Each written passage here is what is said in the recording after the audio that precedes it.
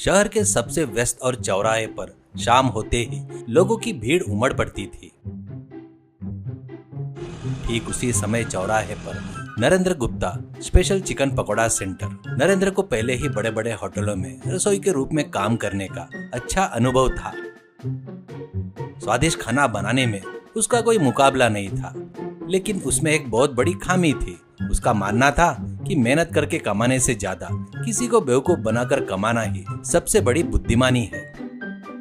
एक दिन दोपहर को जब व्यापार थोड़ा धीमा चल रहा था, तब नरेंद्र ने अपनी दुकान में काम करने वाले श्रीराम को बुलाया। श्रीराम बहुत मासूम था, लेकिन अपना काम ईमानदारी से करने वाला व्यक्ति था। अरे श्रीराम, इस पकोड़ा सेंटर का नाम बदलने का समय आ गया है। बेस्ट स्पेशल कहने पर अब कोई ध्यान नहीं दे रहा है। आज से हमारी दुकान में जो मिलेगा वो है candy chicken pakora. Candy chicken pakora? क्या मतलब है सर? क्या चिकन के टुकड़े पर कुछ मीठा लगाएंगे? नरेंद्र जोर से हंसते हुए, अरे पागल, मीठा नहीं रे। लोग जुबान से ज्यादा आंखों को दिखने वाली दिखावटी को ज्यादा अहमियत देते हैं। हर पकोड़े के टुकड़े में एक प्लास्टिक की तीली चुबाकर उसके ऊपर चमकने वाले रंग पोतेंगे। वो रंग देखते ही लोग बच्चे लेकर आकर टूट पड़ेंगे। अंदर छोटा सा टुकड़ा रखकर ऊपर बेसन की परत मोटी कर देंगे, रेट डबल कर देंगे। सर, ये तो अन्याय है ना सर। टुकड़ा छोटा करके रंग पोत कर ज्यादा रेट लेना मतलब धोखा देना हुआ ना। अरे दुनिया में सब लोग धोखा देने वाले ही है रे। बड़े बड़े मॉल्स में 5 रुपए का सामान 100 रुपए में बेचते हैं। तब तो गलती नहीं थी ना, वे मेरे पास आते ही पैदा हो गई क्या? मैं जो कह रहा हूँ वो कर। चिकन के टुकड़े को बहुत छोटा काट कर बेसन में अच्छी तरह डुबो कर ऊपर आकर्षक रंग पोतना मेरी जिम्मेदारी है। नरेंद्र के कहे अनुसार पकोड़ा सेंटर का बोर्ड बदल गया। रंग बिरंगी बिजली की रोशनी के बीच में वो कैंडी चिकन पकोड़ा सेंटर जगमगा रहा था। नरेंद्र का प्लान पक्का काम कर गया। तीलियों में चुबाए गए लाल रंगीन पकोड़े को देखकर लोगों की कतार लग गई। नरेंद्र ने अपने मुनाफे को और बढ़ाने का फैसला किया। श्रीराम, हमारा मुनाफा और बढ़ना चाहिए। कल से अच्छी क्वालिटी का तेल इस्तेमाल करने की जरूरत नहीं है। होटल में इस्तेमाल करके फेंके गए तेल को सस्ते में खरीदेंगे और इस पकोड़े के आटे में थोड़ा ज्यादा खाने का सोडा और नमक डाल देंगे। तब लोग खाएंगे। चिकन ना होने पर भी कोई ना कोई स्वाद आ जाएगा। श्रीराम अंदर ही अंदर बहुत दुखी होता है। उसने विनती करते हुए कहा, सर, वो तेल इस्तेमाल करेंगे तो लोग की सेहत खराब हो जाएगी। छोटे बच्चे भी शौक से खा रहे हैं ना सर, करके गुजारिश करता है। लेकिन नरेंद्र ने उसकी एक न सुनी और श्रीराम को गालियां दी। कुछ दिन बीत गए। पकोड़े का रंग और भी गहरा हो गया। वे पकोड़े की तरह नहीं बल्कि रंग बिरंगे खिलौने की तरह दिख रहे थे। एक शाम नारायण मिश्रा नाम का एक व्यक्ति वहां पर आया। वह दिखने में काफी गंभीर और प्रतिष्ठित लग रहा था, लेकिन उसकी आंखें में एक तरह की शक्ति थी। नारायण ने एक प्लेट कैंडी चिकन पकोड़े का ऑर्डर दिया। नरेंद्र ने अपनी पूरी चापलूसी दिखाते हुए बोला, सर, ये हमारा स्पेशल आइटम है। शहर में और कहीं नहीं मिलेगा। आप जैसे वीआईपी लोगों के लिए खास तौर पर बनाया गया है, ऐसे कहता है।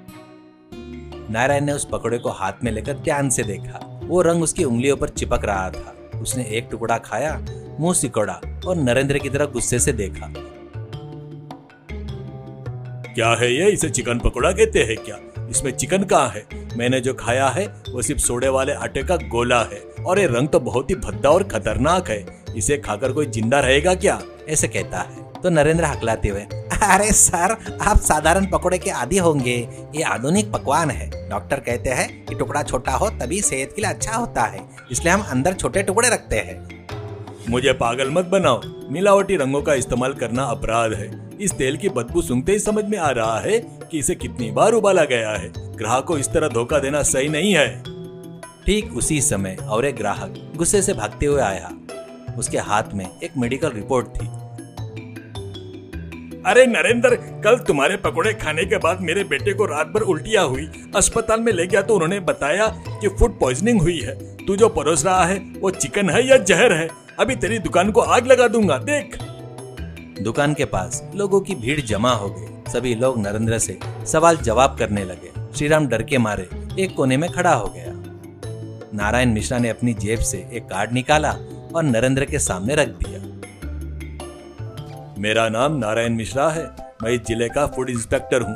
पिछले कुछ दिनों से तुम्हारे खिलाफ हमें शिकायत मिली है, इसलिए आज मैं खुद आकर देखा हूँ। नरेंद्र के पैर कांपने लगे। वह तुरंत नारायण के पैरों पर गिर गया। सर मुझे माफ कर दीजिए सर, मैंने जो किया है वो गलत है। कम निवेश में ज्यादा पैसे कमाने के लिए मैंने ऐसी पागलों जैसी हरकतें की। कृपया मुझे जेल मत भेजिए, मेरा व्यापार गया तो मैं सड़क पर आ जाऊंगा। तुम्हारे अकेले पर आने से ज्यादा तुम्हारी वजह से सैकड़ों लोगों का अस्पताल में भर्ती होना बड़ी समस्या है। तुम अपनी बुद्धिमानी खाना बनाने में दिखाते तो अच्छा होता, लेकिन तुम उसे लोगों को धोखा देने में दिखाया है। एक बार ग्राहकों का विश्वास टूट गया तो तुम सोना भी परोसोगे तो कोई नहीं खरीदेगा।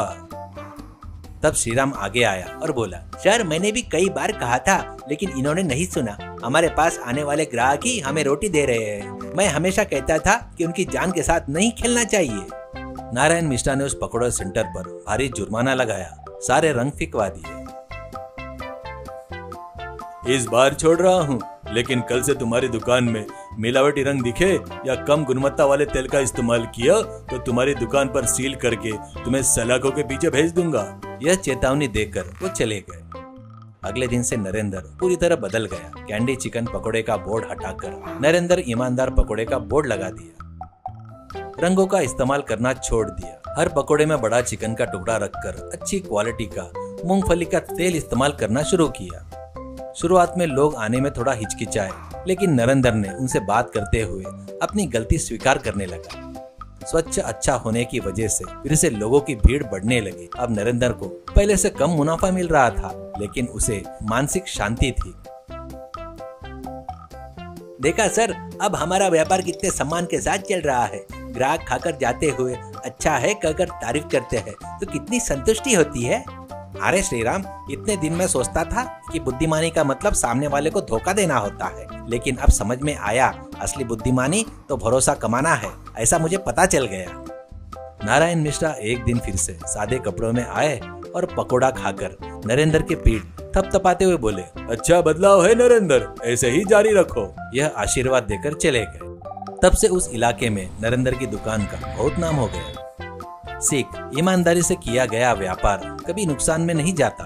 धोखा और लालची से मिलने वाला मुनाफा अस्थायी होता है, लेकिन भरोसे से मिलने वाले पैसे स्थायी होते हैं। लोगों की सेहत और जान के साथ खिलवाड़ करने वाला कोई भी व्यापार अंत में विनाश की ओर ही ले जाता है।